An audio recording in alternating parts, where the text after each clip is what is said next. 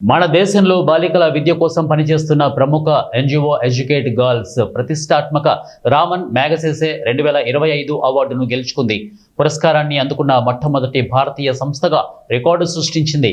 Educate girls ద్వారా మారుమూల ప్రాంతాల్లోని బాలికలు, యువతలకు విద్యనందిస్తోంది.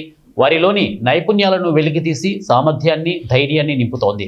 ఎంతో నిబద్ధత, అంకిత భావంతో ఈ పని చేస్తున్న సఫీనా హుస్సేన్ హాసియాలో అత్యున్నత గౌరవానికి ఎంపికైంది.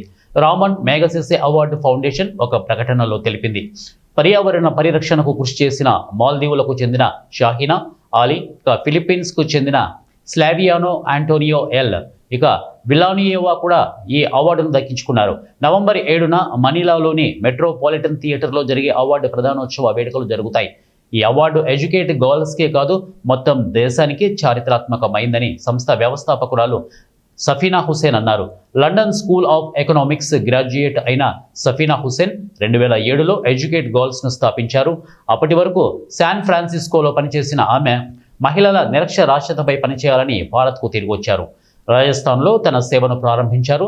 చదువుకొని లేదా బడి బయట ఉన్న బాలికలను తరగతి గదిలోకి తీసుకొచ్చారు.